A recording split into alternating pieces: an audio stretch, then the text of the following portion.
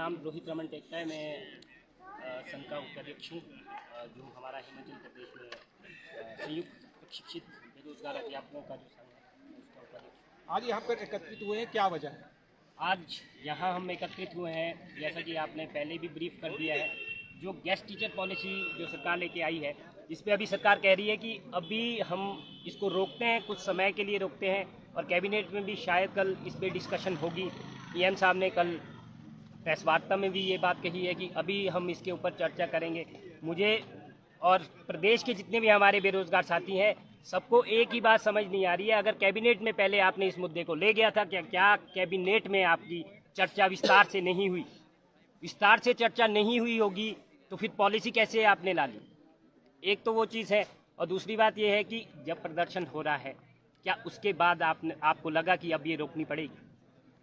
जब तक युवा सड़कों पे ना आए तब तक क्या हमारे जो प्रदेश के हमारे माननीय मुख्यमंत्री जी, माननीय शिक्षा मंत्री जी है, क्या वो युवाओं के बारे में नहीं सोचेंगे?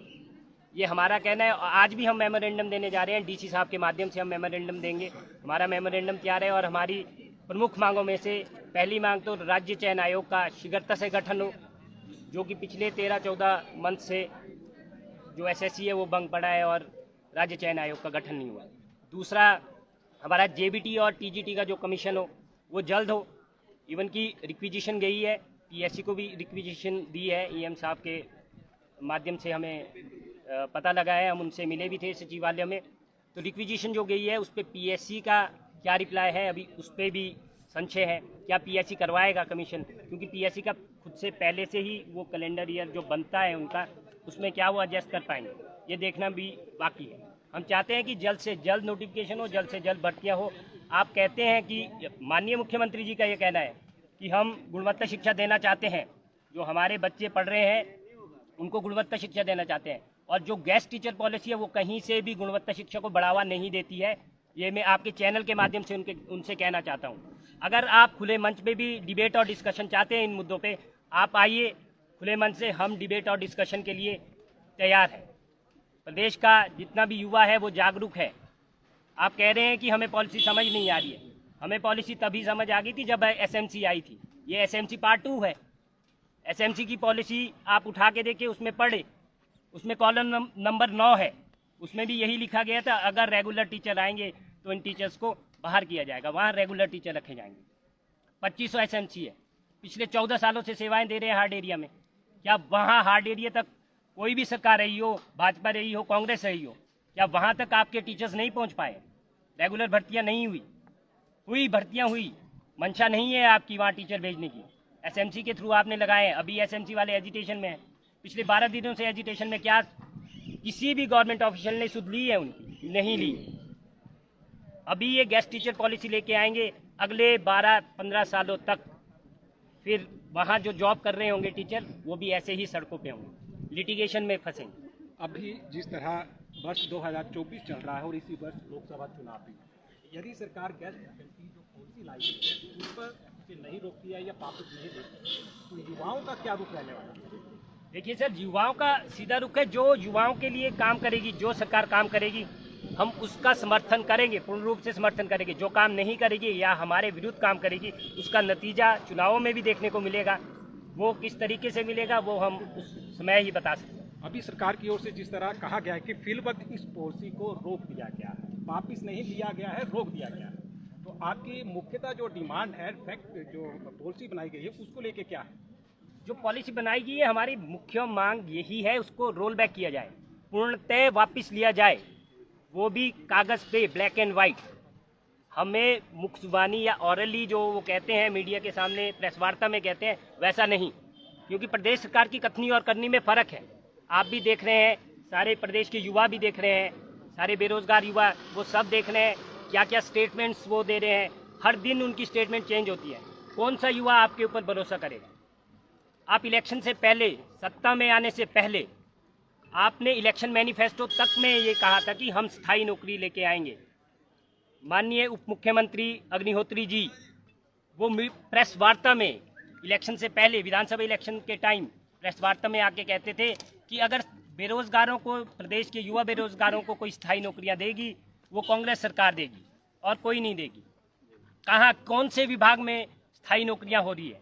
कौन से विभाग में? एक ऐसा विभाग बताएं जिस विभाग में आप स्थायी नौकरियां दे रहे हो उत्तर प्रदेश के बेरोजगार युवाओं को। कहीं भी नहीं है। देखिए, हम अदर विभाग की बात नहीं करना चाहेंगे, हम शिक्षा विभाग की बात करना चाहेंगे और शिक्षा के मुद्दे को ही लेके ग्राउंड पे उतरे हैं। हम तो नहीं चाहते हैं कि यहाँ भी शिक्षा को का भी आप इस तरीके से जो शिक्षक हैं उनको भर्तियाँ करें। ये इफेक्ट करेगा, इलेक्शन में भी इफेक्ट करेगा, अभी भी इफेक्ट करेगा। प्रदेश सरकार को हम चेतावनी नहीं दे रहे हैं, हम आगाह कर रहे हैं।